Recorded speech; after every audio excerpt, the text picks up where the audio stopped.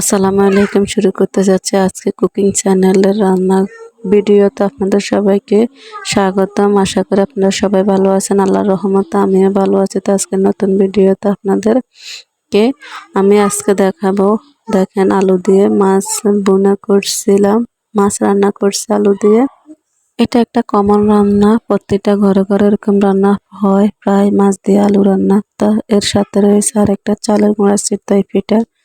তা আমি দেখেন কি সুন্দর মাশাআল্লাহ দস্তার কড়াইয়ের ভিতরে চালের গুঁড়া দিয়ে চিতই পিঠা বানালাম, একদম ভালো লাগলো। তা আমি প্রথমে চালের গুঁড়াগুলোরে হালকা গরম পানি দিয়ে চালের গুঁড়াগুলোরে আমি একটা ডিম দিয়ে চালের গুঁড়াগুলোরে হালকা গরম পানি দিয়ে ভিজিয়ে রাখছিলাম 10 থেকে 15 মিনিট। তো দেখেন আমি গুঁড়ার ভিতরে ডিমটা বসাইছি, আর আমার বাচ্চা তার ডিমটা আবার হাতে উঠে নিয়ে গেছে। তো যারা চিতই পিঠা বানান তারা জানেন চালের গুঁড়ার চিতই পিঠা অনেক সুন্দর, সাথে হালকা কুমকুম গরম পানি আর ডিম ভাঙিয়ে দিয়ে চিতই পিঠা বানাইলো।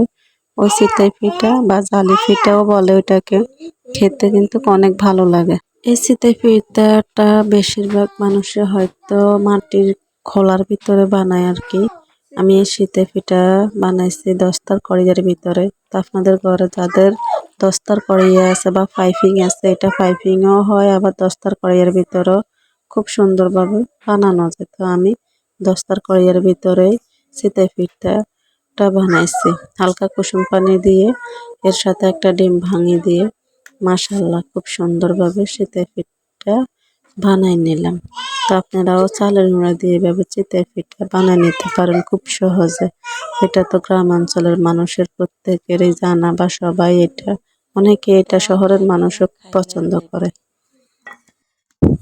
এটাকে এখন আমি 10 থেকে 15 মিনিট রেস্টে রাখি দেব, এরপর আমি এটা বানানো শুরু করব।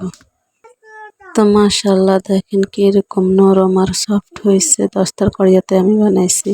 এর সাথে আছে মাছ দিয়ে সহজে আলু রান্নার রেসিপি। তো আপনারা সকল ভিডিওটা দেখবেন, আশা করি আপনাদের ভালো লাগবে।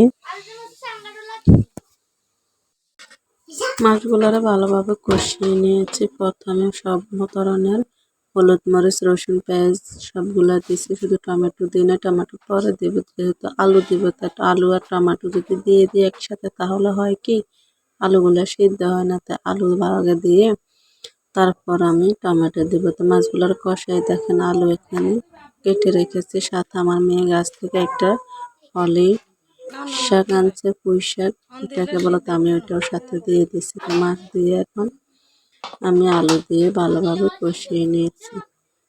আলু কষানোর পরে এর সাথে আমি টমেটো দিয়ে দিলাম, টমেটো দিয়ে আরও একটু ভালো করে কষিয়ে নিলাম। কষিয়ে নিয়ে এরপর আমি এগুলোর সাথে পানি দিয়ে দিলাম, একবারে দিয়ে দেখেন মাশাআল্লাহ মাখা মাখা করে আলু দিয়ে মাছ রান্না করেছি। আশা করি আপনাদের ভালো লাগছে।